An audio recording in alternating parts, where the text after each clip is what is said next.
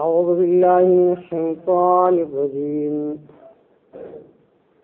بسم الله الرحمن الرحيم يا أيها الذين آمنوا لا تخونوا الله والرسول وتخونوا أماناتكم وأنتم تعلمون سورة الانفال میں شروع کرے ہو حدیث سورت کی بنیادی طور باندې دو مضامین ذکر کېدل.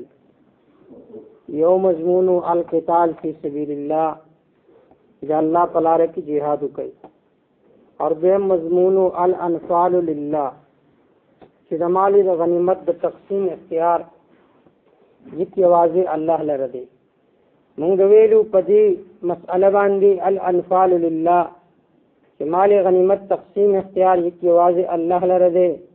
په دې صورت کې دیارلس علتونه ذکر کړي څه ذکر شو، اور دویمه مسئله وا القتال فی سبیل الله چې جهاد د الله په لاره کې کوي. د میدان جهاد د پاره یو څو قوانین ذکر کول. یو قانون ذکر شو یا ایها الذین آمنوا اذا لقیتم الذین کفروا زحفا، چې کله جنگ کې کفار سره ملاویږي دي ته شا مگر غوي، یعنی د میدان جهاد نه تخت مکوي. دویم قانون ذکر شو یا ایها الذین آمنوا اطیعوا الله ورسوله، چې په میدان جهاد کې نو په دې وخت کې هم د الله او د الله د رسول تابعداري کوي، د دې مخالفت مکوي. دریم قانون ذکر شو یا ایها الذین آمنوا استجیبوا لله وللرسول، چې په هر حالت کې د الله او د الله تعالی د رسول د حکم پابندي کوي، د هغې پاسداري کوي.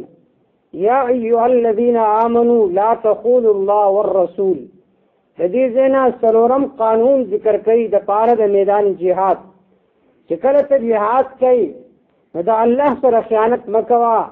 د الله سره خیانت دا دی چې ته د الله تعالی توحید پرېږدي، مصیبتونه د باندې راشي، پریشانۍ د باندې راشي، د الله توحید پرېږدي، د الله په دربار کې شکو شکایت شروع کړي، د الله سره خیانت دی.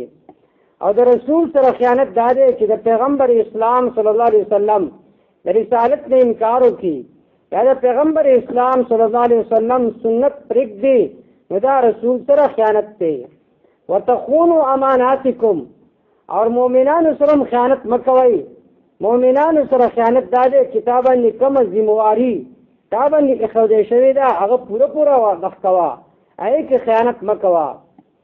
یا ایها الذین آمنوا مومنانو لا تخونوا الله، خیانت مکوئ د الله سره، چې د الله توحید پرېږدئ، د الله په دربار کې شکو شکایت شروع کړي. والرسول، خیانت مکوئ د رسول سره. وتخونوا اماناتکم، خیانت مکوئ اماناتکم په باره د امانتونو خپلو کې. تاسو چا امانت ایښودی دی نو هغې په باره کې خیانت مه کوه. دارنګې تا د چا پیسې راکړي چې دا شی پې واله، نو لکه څرنګه چې ځان دپاره یو شی خوښوي نو بل ملګري دپاره هم هغه شانتې خوښ کړه. هغه تا ته یو قسم دغه ویل دی او ته وله بل علي، نو دا هم خیانت دی.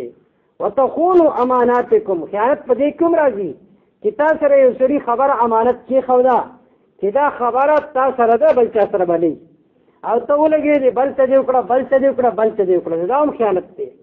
هغه د زنانو په شانتې چې ته ورته د راز خبره مو کړي نو هغه بلې ته کوي، چې خو بلې ته څنګه کوي، خور یو خبره ورته کوم خو بل چا ته به نه وایي.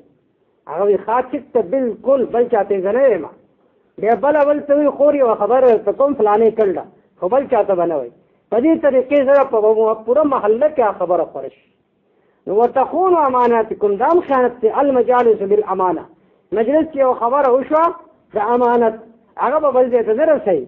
وتخونوا اماناتکم، او خیانت مه کوئ په باره د امانتونو خپلو کې. وانتم تعلمون، تاسو پوهېږئ چې دا لویه ګناه ده. واعلموا انما اموالکم واولادکم فتنه، په دې آیت کې سبب د خیانت ذکر کوي چې رسول سره خیانت، الله سره خیانت، او خپلو منځ کې امانتونو کې خیانت دا ولې راځي؟ د دې بنیادي سبب هغه مینه ده، محبت دی اولاد سره او مال سره. چې کله مال سره محبت وي نو د انسان دروغ هم وایي، د انسان خیانت هم کوي، د انسان غلا او ډاکه هم کوي.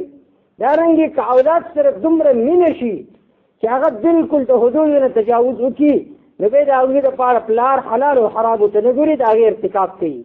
نو دا علاج ذکر کو چې ځان د دې د مینې نه وساتئ. واعلموا پوه شئ انما اموالکم یقینا مالونه ستاسو اولادکم اولاد ستاسو فتنة یو ازمیښت امتحان دی، دا یو عظیم امتحان دی. لہذا د دې محبت په زړه کې من انباسئ. بلکې د علماو نه نقل دی چې هغه واقعه په خپل دعاګانو کې داوي چې الله زموږ د زړونو نه د دنیا محبت لرې کړي. د دنیا محبت خو بالکلیه نه لرې کېږي، لیکن د دین محبت غالب کی اور د دنیا محبت مغلوب کی. چې کله داسې وي چې د دین محبت غالب وي او د دنیا محبت مغلوب وي نو به انسان ګناهونه نه کوي. خو چې کله د دین محبت مغلوب شي او د دنیا محبت غالب شي نو هغه وخت به دا د خطرې وخت دی. لکه نن زموږ په ټولو زړونو کې دغه کیفیت دی. د دنیا محبت د اولاد محبت دا غالب شوی دی او د دین محبت دا مغلوب شوی دی. وعلموا پوشی انما اموالکم یقینا مالون استاسو واولادکم زامن استاسو فتنة امتحان دے وان اللہ عنده اجر عظیم. پوشی یقینا اللہ سره اجر ډیر لوی دی. که په دې امتحان کې کامیاب شوي د دنیا محبت لدی لته ورکړه، د اولاد محبت لدی لته ورکړه اور د الله تعالی محبت ته غالب کړو نو الله به تعالی لوی اجرونه راکړي په دنیا کې هم په آخرت کې هم. الله دې زموږ په زړونو کې د دنیا محبت مغلوب کړي، د آخرت محبت دې الله تعالی غالب کړي. یا ایها الذین آمنوا اے مؤمنانو لا تخونوا الله خیانت مکوئ د الله سره او رسول د رسول د الله سره وتخونوا اماناتکم خیانت مکوئ په بار د امانتونو خپلو کې وانتم تعلمون تاسو خو پوهیږئ چې دا ګناه دی. وعلموا پوشی انما اموالکم یقینا مالون ستاسو و اولادکم زامن ستاسو فتنة امتحان دے وان اللہ عنده اجر عظیم. پوشی یقینا دی اللہ تعالی سرا اجر عظیم اجر دے ډیر لوی. یا ایها الذین